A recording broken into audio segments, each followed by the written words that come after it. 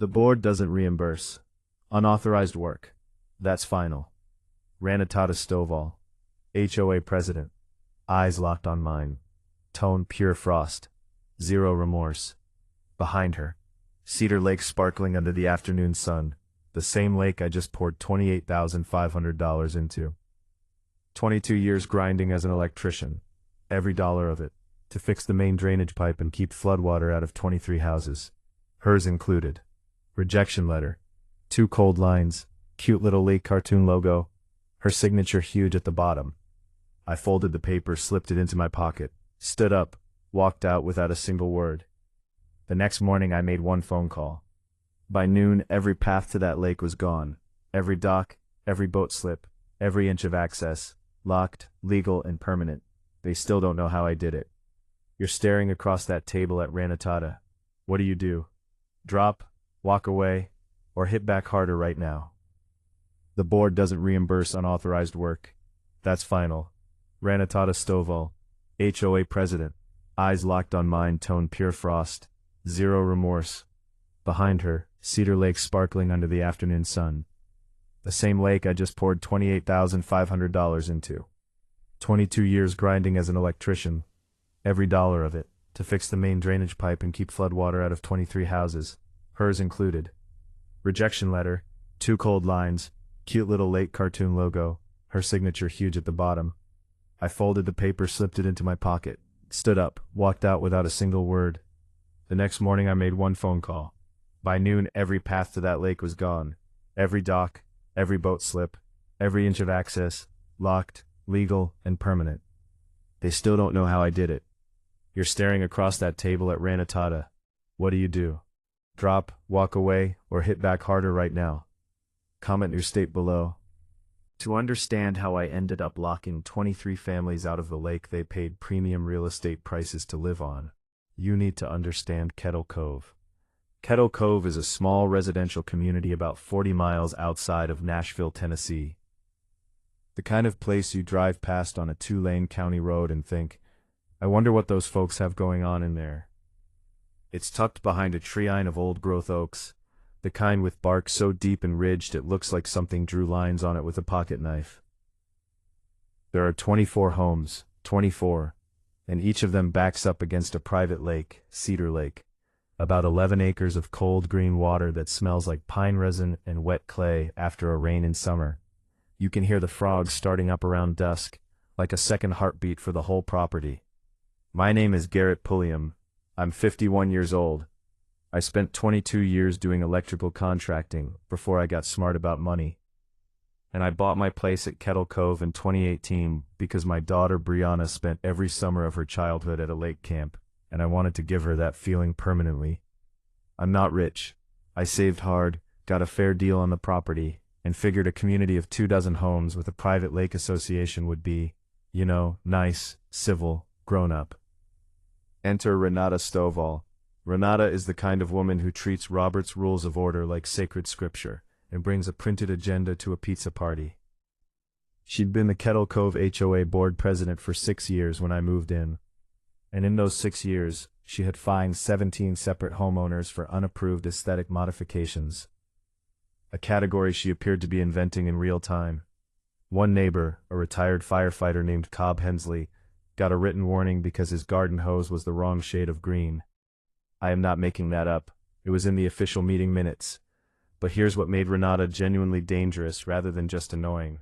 Her brother-in-law, Dale Pinfield, owned the only landscaping and outdoor maintenance company the HOA would contract. And somehow, every time a job came up, Dale's company got it at rates that made every contractor in the county squint and look at the ceiling. The HOA dues kept climbing. The quality of work kept dropping, and Renata kept smiling that particular smile of someone who believes the rules exist to protect them specifically. The first unfair act I personally witnessed was in the fall of 2021. A storm, nothing catastrophic, just a nasty line of squalls that came through in October, washed out the shared drainage culvert on the east side of the lake. This culvert is critical. It controls the water table for the lower properties, mine included. Without it functioning correctly, 3 homes flood in a heavy rain. The HOA's own governing documents, Section 4, subsection C, specifically lists shared drainage infrastructure as a board-maintained common element. Black and white. Renata called an emergency board meeting. The meeting lasted 40 minutes. The board voted, Renata, her two hand-picked co-members, all in favor, to defer maintenance pending a full infrastructure audit. That audit was never commissioned. Meanwhile, the culvert sat there partially collapsed, one good rainstorm away from turning my garage into a swimming pool. I called Dale's company. I called two other contractors. I got 3 quotes. The range was $22,000 to $31,000 for proper repair. I documented everything. I sent certified letters to the board. I got back form letters, polite, vague, and absolutely meaningless.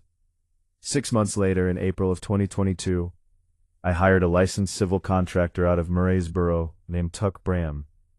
Tuck had 30 years of experience, a reputation for honest work, and absolutely zero patience for bureaucratic nonsense. He fixed the culvert properly, graded the channel, replaced the failed sections with reinforced concrete pipe, installed proper outflow protection. $28,500. I paid it out of my own pocket from savings. From the same savings I'd spent 2 decades building. Then I submitted the reimbursement request to the HOA. The denial letter arrived 11 days after I submitted my reimbursement request. 11 days. I know people who've waited longer for a pizza. The letter was 2 paragraphs. The second paragraph, and I'm going to read you the exact phrasing, because it is a masterpiece of passive-aggressive corporate nothing-speak, said that the board had reviewed the matter and determined that the repair, while potentially beneficial to the community, was undertaken without prior board authorization and therefore does not qualify for reimbursement under Section 7, Paragraph 2 of the Kettle Cove HOA Operating Agreement. Section 7, Paragraph 2. They cited that like a mic drop, so I pulled out my copy of the operating agreement, which I had already read because I'm that guy, and I looked up Section 7, Paragraph 2. It says, and I quote, "Reimbursement for unapproved expenditures shall not be issued for discretionary improvements, cosmetic upgrades, or owner preference modifications." It says nothing about emergency infrastructure repair, nothing about drainage, nothing about common elements maintained in Section 4. They didn't even cite the right clause. They pulled the closest thing to a denial that existed in the document and hoped I wouldn't notice. I noticed. Here's what I did next, and this is important. I didn't call Renata, I didn't send an angry email, I didn't post in the neighborhood Facebook group at midnight with 17 typos. Instead, I went to see my attorney. Her name is Phyllis Ostrander. Phyllis has been practicing HOA and property law in Middle Tennessee for 27 years and has the energy of someone who genuinely enjoys making HOA boards uncomfortable. She looked at my documents for about 8 minutes, flipped to Section 4, looked back at the denial letter, and made a sound. Not quite a laugh, not quite a sigh, but somewhere in between that I can only describe as professional satisfaction. "They have a problem," she said, "because Section 4 isn't ambiguous. Shared drainage is a board-maintained common element. They failed to maintain it. You repaired it. The legal doctrine you're looking at is called the necessary expenditure doctrine. When a property owner makes expenditures to protect shared property that a responsible party failed to maintain, recovery is available even without prior approval." Takeaway. The necessary expenditure doctrine means if an HOA fails to fix something they're legally required to fix, and you fix it instead, courts have repeatedly found that recovery is available, prior authorization or not. Search HOA necessary expenditure reimbursement case law. Phyllis drafted a formal demand letter. Not aggressive, precise. It cited Section 4, subsection C, referenced the necessary expenditure doctrine by name, attached my contractor invoices, my certified mail receipts, and a 1-page timeline showing 6 months of unreturned requests. We sent it certified mail, return receipt, and by email with red confirmation. The red confirmation came back at 7:43 in the morning. Now here's where Renata made her first real mistake. Instead of calling her own lawyer, she called a neighborhood meeting. The meeting was held at the community clubhouse, a squat little building with drop ceilings and folding chairs that smells permanently of old coffee and someone's grandmother's potpourri. Renata stood at the front with her printed agenda and her careful expression and said, I'm paraphrasing but barely, that I had taken unauthorized action on community property, submitted an inflated invoice, and was now attempting to extract money from the community through legal intimidation. I want to give you a clear picture of that room. 11 neighbors and folding chairs, a projector screen nobody had turned on, and a coffee urn by the door that had clearly been burning the same pot since sometime before I moved in. That specific scent of scorched Arabica that HOA meetings seem to require by law. Renata had brought her own podium, a small wooden one with a little brass nameplate, Kettle Cove HOA. She'd carried it from her car. That detail has stayed with me. I recognized the expression on most of the faces in that room. Not anger exactly, more like the careful attention of people who've been waiting for someone to say the obvious thing out loud. I had the documents, I had the clause. I had Phyllis's letter folded in my jacket pocket like a card I hadn't played yet. I let Renata run her part, watched her work the room with 6 years of practiced authority. She was good at it, but she'd made one critical error in calling this meeting. She'd given me a room. I was sitting in the third row. I let her finish. Then I raised my hand and I asked one question. Renata, can you point me to the section of the operating agreement that designates the drainage culvert as owner-maintained rather than board-maintained? She looked at her agenda. Then she looked at the ceiling. Then she said the meeting was adjourned. After that meeting, Renata went quiet for about 3 weeks. In my experience, when someone like Renata goes quiet, they aren't surrendering. They're reloading. Sure enough, in early June, I got a notice in the mail, certified return receipt, because apparently she'd been watching, informing me that the HOA board had voted to temporarily suspend my dock access privileges, pending a review of my outstanding violations. Outstanding violations. I had never received a single violation notice in 4 years of living at Kettle Cove. Not one. The violations listed in the notice were failure to maintain vegetation within 6 inches of the property line fence, a rule that, as far as I could tell, had never been enforced against anyone, an alleged noise disturbance from a gathering in my backyard in September of 2021, which was my daughter's 15th birthday party, and my personal favorite, improper positioning of a personal watercraft. I don't own a personal watercraft. I have never owned a personal watercraft. I own a kayak.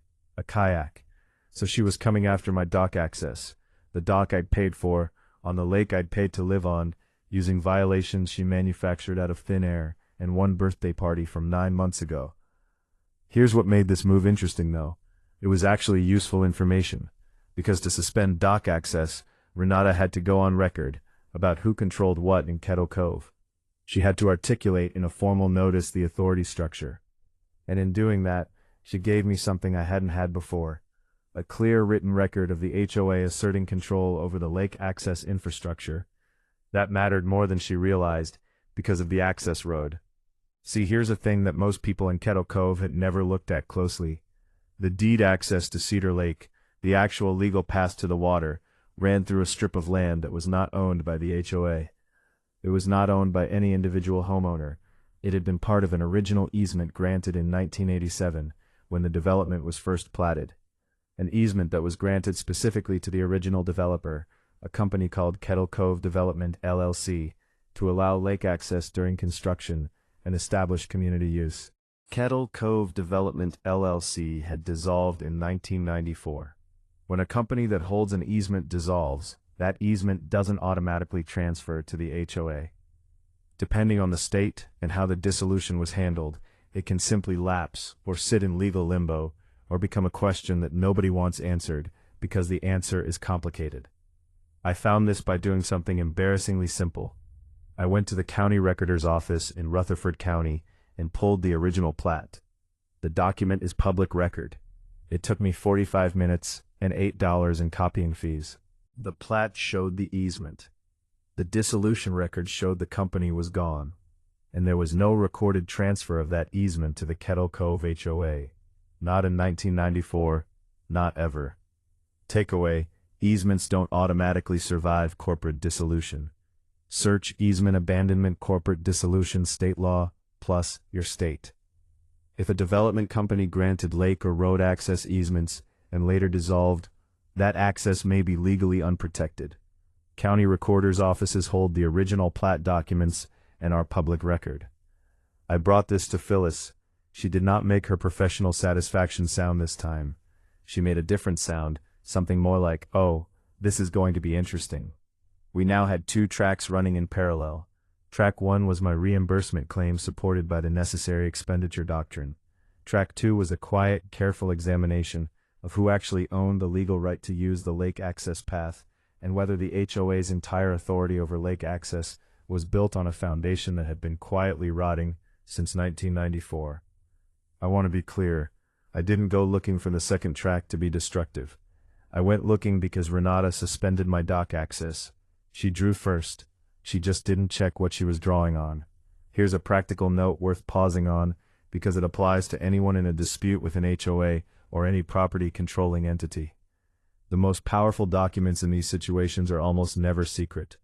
They're sitting in a county recorder's office, a probate court filing, or a tax assessor's database, waiting for someone to spend 45 minutes and ask for them. Most people never do. Most people assume the entity they're fighting has done its homework. Renata had never checked the easement because nobody had ever made her.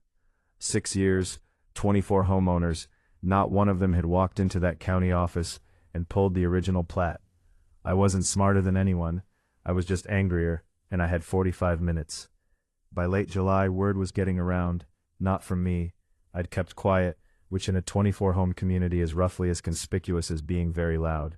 The silence was its own signal. My neighbor across the cul-de-sac, a retired surveyor named Warren Fitch, knocked on my door one evening around 7. Warren is the kind of man who has a specific tool for every specific task, and knows where every single one of them is. He'd been in Kettle Cove for 11 years, and had his own complicated history with Ranatata, involving a fence dispute that had consumed 6 months of his life and approximately 4 inches of his property line. He came in, sat at my kitchen table, declined coffee, and said, "You found the easement thing, didn't you?" I looked at him for a second. "How do you know about that?" "Because I'm a surveyor, Garrett. I've known about it for 6 years. I just didn't know what to do with it." Warren was the first ally. He wasn't the last. Over the next 2 weeks, I had quiet conversations with 7 other homeowners. Not a campaign, not a petition, just conversations, over fences and driveways.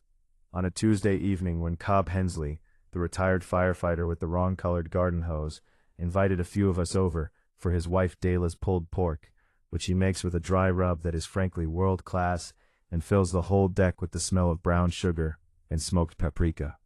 These were people who'd been quietly furious for years. They just needed someone who was willing to do the paperwork.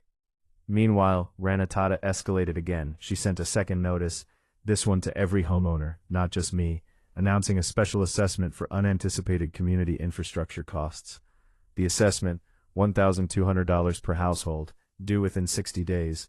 That's $28,800 total. 23 households, $1,200 each. You see what she did there? She was trying to have the community pay back the board for a cost she was claiming the board hadn't authorized. The math was identical to my reimbursement request, within $300, and the irony was so thick you could cut it with a surveying instrument. Cobb nearly spit out his sweet tea when he read the notice. She's charging us for the thing you already fixed? The thing she refused to pay you for? Essentially, yes. Here's where it gets legally interesting and worth paying close attention to. Tennessee's HOA statutes, specifically Tennessee Code Annotated Section 6627-5004, require that special assessments above a certain threshold be approved by a homeowner vote, not just a board vote. Renata's board had approved this internally. No homeowner vote, no 30-day notice, no nothing. Takeaway: most states have HOA statutes requiring homeowner votes for special assessments above a set threshold. Tennessee requires this under TCA 6627-5004. Search your state HOA special assessment homeowner approval requirements. If your board skipped this step, the assessment may be legally invalid. I filed a formal objection to the special assessment within 48 hours. 7 of my neighbors joined the objection within a week. Phyllis filed it with the county and copied the Tennessee Real Estate Commission, which oversees HOA compliance in the state. Renata's response to the objection was to call another board meeting attended only by her 3-person board, no homeowners invited, and vote to uphold the assessment. She then sent a second notice, this one with a 10% late fee already attached, as if 60 days hadn't passed yet. The late fee was applied before the due date. She had added a penalty before the bill was even due. It was the move of someone who had never been seriously checked in 6 years, and didn't understand what that meant about her current situation. I went home that night, poured myself a glass of very adequate bourbon, sat on my back deck, and listened to the frogs on Cedar Lake starting up in the dark. Somewhere out on the water, something splashed, a bass probably, or one of the herons that nests on the east bank. The lake didn't care about any of this. The lake just kept doing what it had always done. I had one more card to play before the real move, and it was a good one. I also want to note something about the coalition at this point, because I think it's the part of this story people underestimate. Building it wasn't dramatic. It was conversations. It was showing up at Cobb's deck with nothing to offer except honesty and documentation. It was asking people what had happened to them and actually listening. Warren had lost 4 feet of property line. Cobb had the garden hose citation framed on his garage wall. I am not making that up. He'd had it framed. The Stottlemyres had a fence dispute that had never been resolved. Every single person had a version of the same story. A petty rule applied selectively, a complaint ignored, a fee that appeared without explanation. What I gave them wasn't a plan. It was permission to stop accepting it.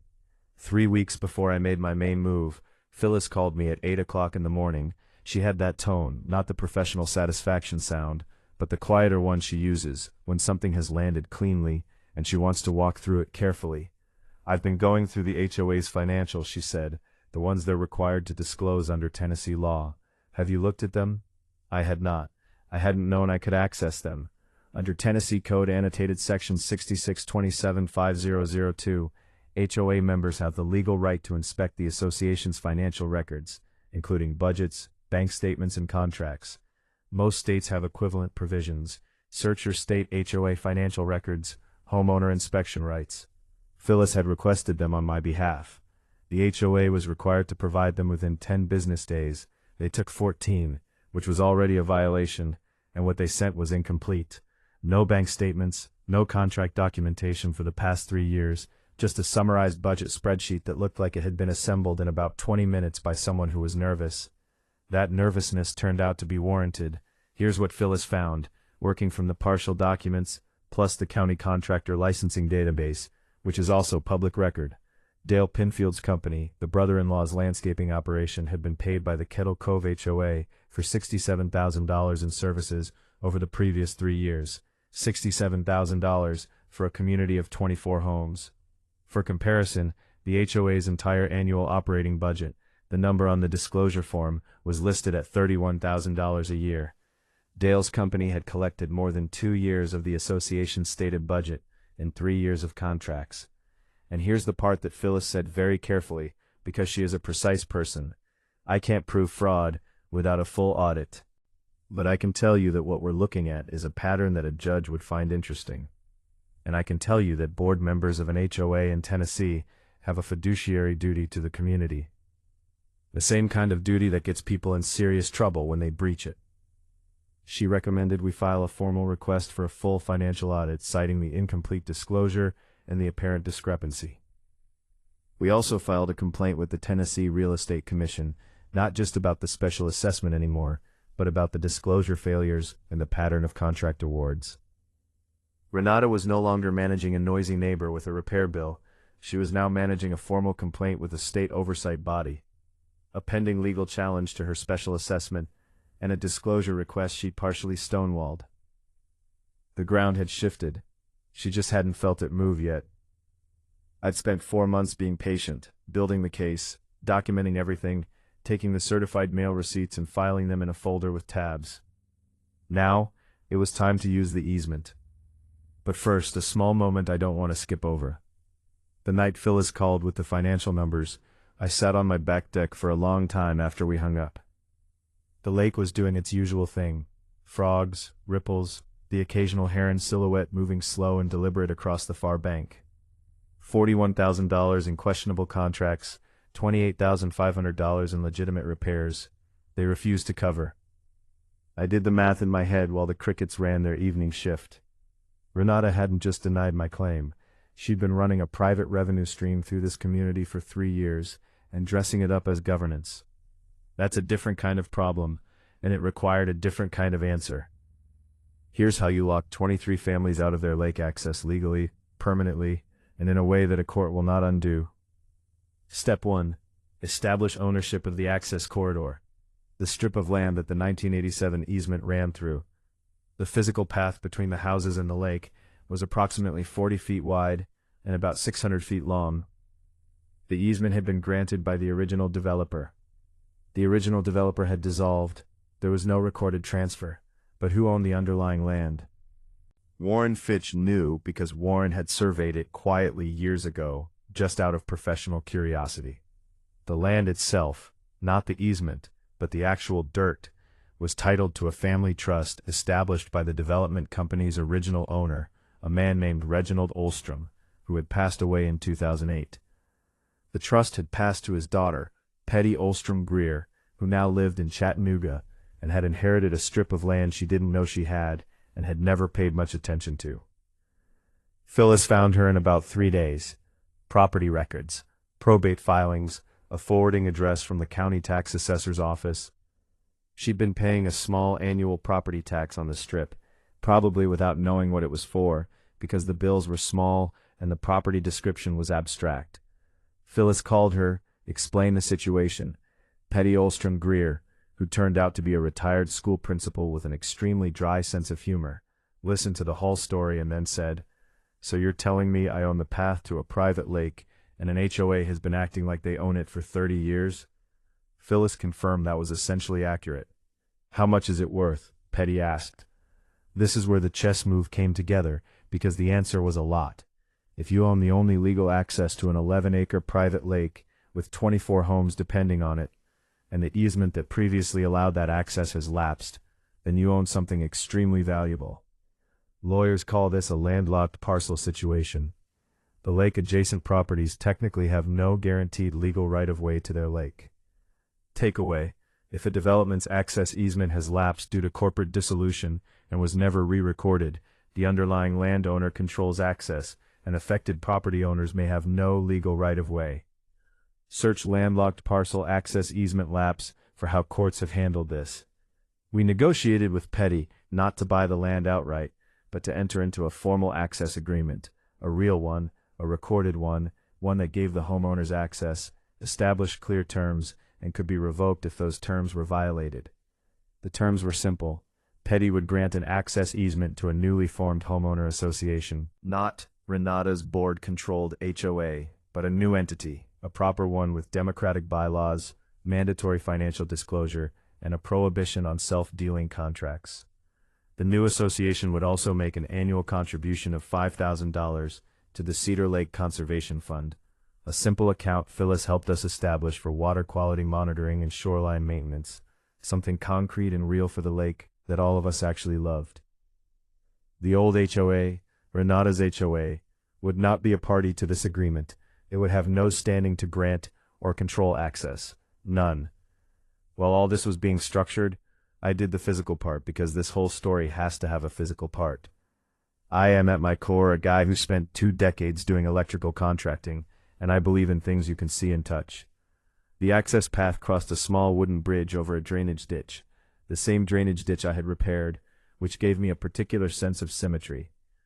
The bridge itself was on Plett's property. With her written permission, documented, notarized, I installed a steel security gate at the bridge. Heavy gauge, keyed lock. I did it myself on a Tuesday morning. Gravel crunching under my work boots, the smell of cut grass from the properties on either side, and the particular satisfaction of a man who was completing an arc. The gate took 2 hours to install. It worked perfectly. Every homeowner who joined the new association got a key. Everyone else's access depended on an HOA whose legal authority to grant that access no longer existed. Renata's HOA was now an organization that couldn't deliver the one thing it had been selling for 30 years. The gate went up on a Tuesday. By Thursday, Renata knew. Board member named Sandra Wilhite, who was the least culpable of the 3.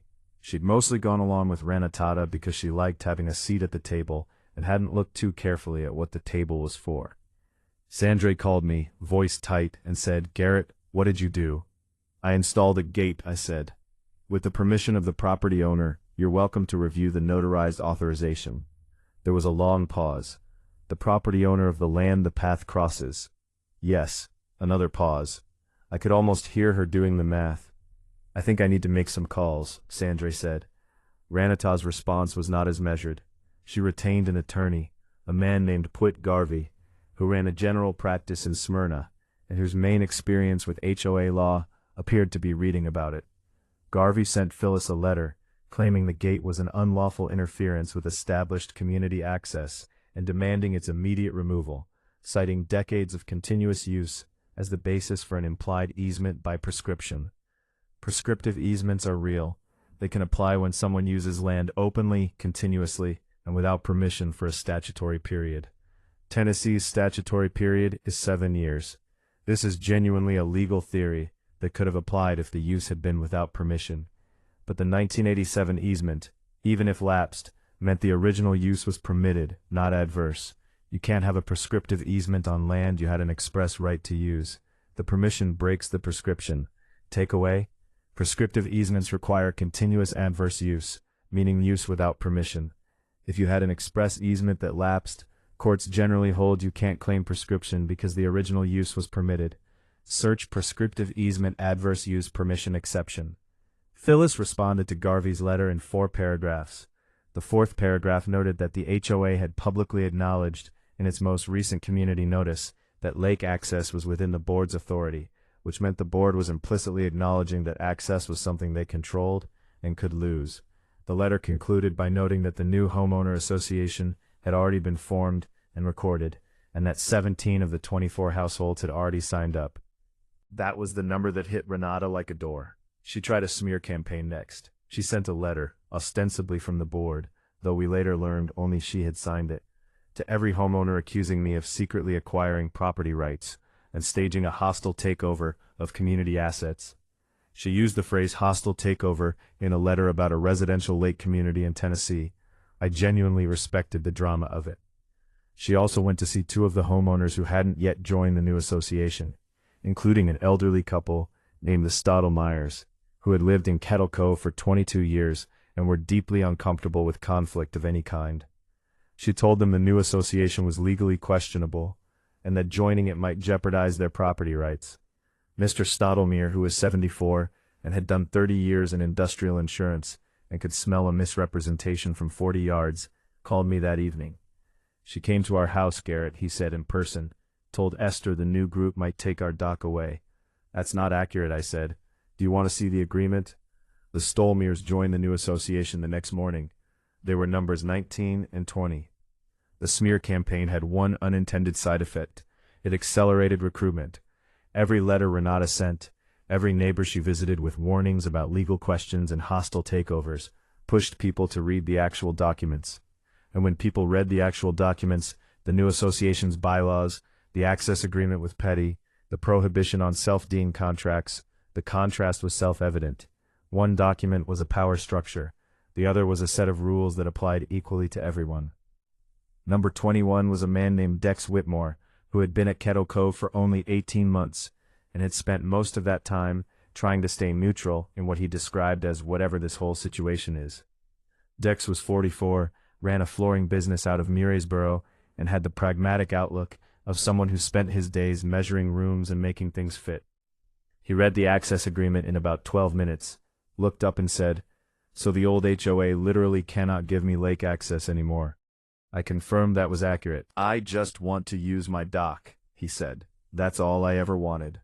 That was all any of us had ever wanted." With 19 households in and 5 still on the fence, Renata made what I can only describe as a tactically catastrophic decision. She went to the county. Specifically, she filed a complaint with the Rutherford County Building and Codes Office, claiming my gate installation was an unpermitted structure, and requesting an emergency inspection. She also made a call. She told at least 2 neighbors about this, to a friend she had on the County Planning Commission, asking whether the new association could be reviewed for compliance issues. Now, I want to explain something about what happens when someone who has been filing complaints, making calls, and throwing procedural weight around for years suddenly makes those moves in a situation where every document is in order. The building codes inspector came out. His name was Terrence, and he had the look of a man who had seen every variety of neighbor dispute in his career, and had developed a resting expression of careful neutrality as a result. He looked at the gate. He looked at the notarized authorization from Pet Olstrom Greer. He looked at the gate again. He said, "This is permitted as an agricultural gate on private property." He left. The Planning Commission inquiry went nowhere. The new association's formation documents were clean. Phyllis had made sure of that. and a residential homeowner association is not the kind of thing a planning commission reviews for compliance. But the county visit had one unintended consequence Renata hadn't anticipated.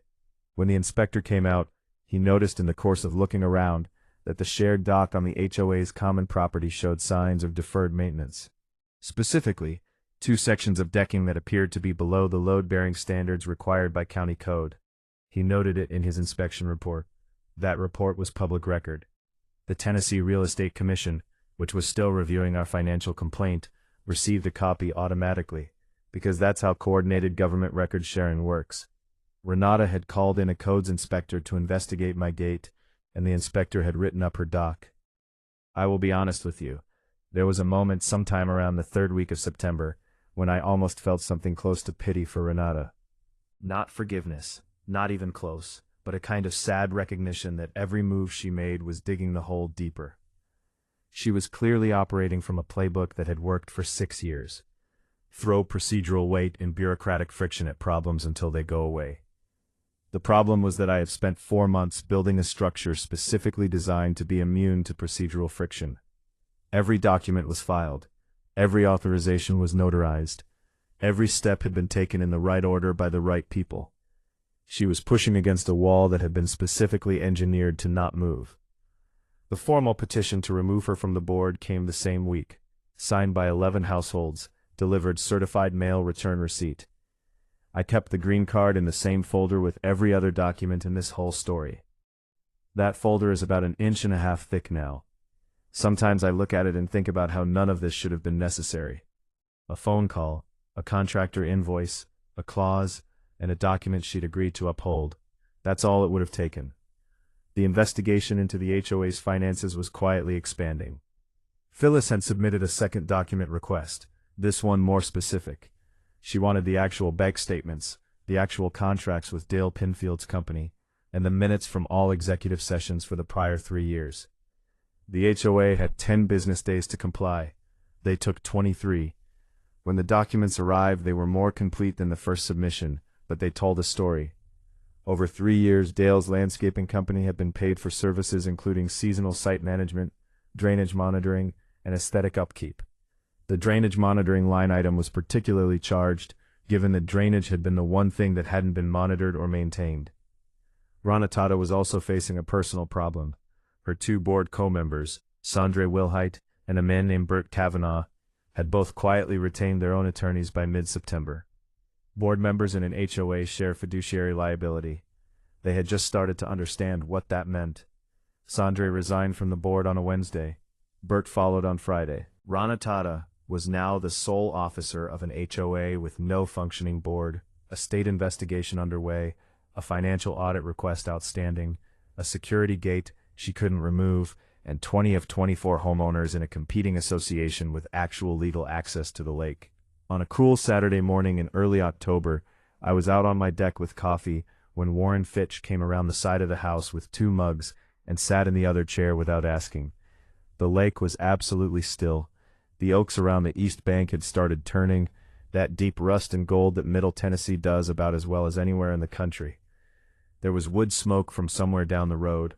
"You think she knows it's over?" Warren asked. I drank my coffee. "She'll know." "Thursday," I said.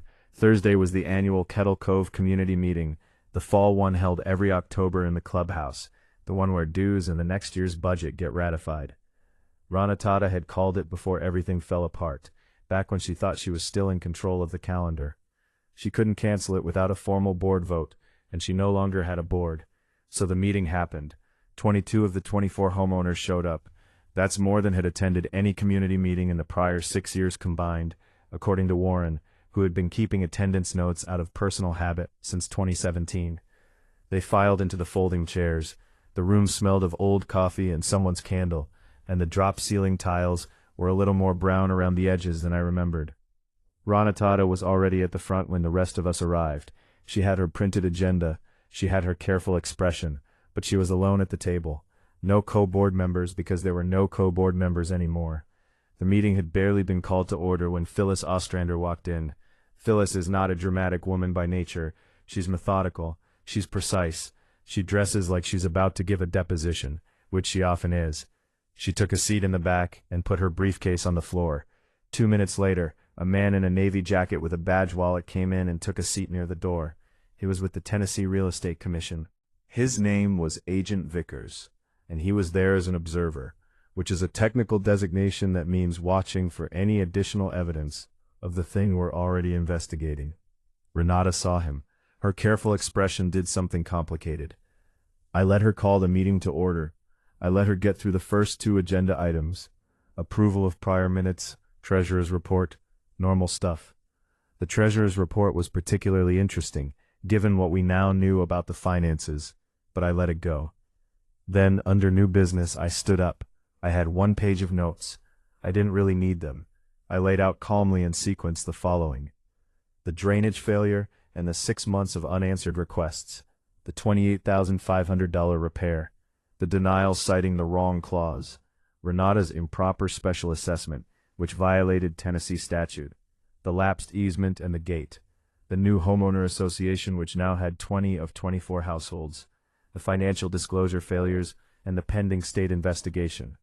Then I read slowly from the HOA's own governing documents. Section 4, subsection C, Shared Drainage Infrastructure Board maintained common element. The room was completely quiet. Renata said, "You don't have the floor." Actually, Phyllis said from the back of the room in the tone of someone who has been waiting to say 3 words for 4 months. "He does. Under Tennessee Code, any member may raise matters of financial impropriety at an annual meeting. Section 66-27-510. I can provide copies." Agent Vickers wrote something in a notebook. I want to describe the room at that moment because I think about it still. 22 people in folding chairs, the same drop ceiling, the same coffee urn, the same faint smell of burnt Arabica and old carpet. But the energy was completely different from any meeting this room had held in 6 years. Nobody was looking at their phones, nobody was glancing at the door. They were all watching Renata, and Renata was watching Phyllis, and Phyllis was watching me with the particular calm of someone who has every relevant statute memorized and is not in a hurry. Renata's printed agenda was on the table in front of her, and for the first time in 6 years, it was completely useless. I then introduced the motion, seconded immediately by Warren Fitch and Cobb Hensley and 4 others, to dissolve the current HOA board, call for new elections within 30 days, and commission an independent financial audit. The motion required a majority of present homeowners. We had 19 votes before I finished reading it aloud. Renata said, "This is a hostile takeover." "No," said Esther Stottlemyre, 71 years old, who had lived in Kettle Cove since before Renata moved in, and who I had never once heard raise her voice in 4 years of neighborhood life. "This is a vote. Those are different things." The motion passed 21-1. Renata gathered her printed agenda. She put her pen in her bag. She walked out of the clubhouse, across the gravel parking lot. You could hear her footsteps, that precise crunch in the silence, and got into her car. We watched from the windows. Nobody said anything for a moment. Then Cobb Hensley said, "I'm going to go get my garden hose." And the room laughed, and it was the best sound I'd heard in 2 years. Here's what happened after. The independent financial audit confirmed what the incomplete disclosures had suggested. Over 3 years, Dale Pinfield's landscaping company had been paid for services that were either inflated, duplicated, or in 3 cases, simply not performed. The total discrepancy identified was $41,000. The Tennessee Real Estate Commission investigation resulted in formal findings against Renata Stovall for breach of fiduciary duty and failure to comply with financial disclosure requirements under state law. She was barred from serving as an HOA officer in Tennessee for 5 years. The board was dissolved and reconstituted in democratic elections held 6 weeks after the clubhouse meeting. My reimbursement of $28,500 was approved by the new board at their first meeting. It passed unanimously in about 4 minutes, which is, I think, the exact amount of time that decision should have always taken. The new Kettle Cove Homeowners Association was formally chartered, with bylaws written by Phyllis and reviewed by all 24 households. The bylaws include mandatory competitive bidding for all contracts above $2,000, annual independent financial review, and a conflict of interest policy that explicitly prohibits contracts with entities related to board members. These are things that should have existed from the beginning. Pet Olstrom Greer, the retired school principal in Chattanooga, who turned out to own the lake access corridor, attended the first meeting of the new association by video call. She said she was glad it worked out, that she'd never really understood what that strip of land was, and that she was happy to have the access agreement properly recorded. She also said, with the dry tone of a woman who spent 30 years managing middle schoolers, that this was by far the most interesting property she'd ever owned. We sent her a fruit basket. It felt insufficient. We also added her name to the new association's letterhead as a founding access partner, which she seemed to find genuinely amusing. The Cedar Lake Conservation Fund, the $5,000 annual contribution written into the access agreement, started its first year with a water quality survey of the lake. The survey was conducted by a graduate student from Middle Tennessee State University who found the lake in good shape, but identified 2 spots on the north bank where runoff was introducing sediment. We fixed those. We also used part of the fund to establish the Cedar Lake Youth Stewardship Award, a small annual scholarship for a local student pursuing environmental science or conservation.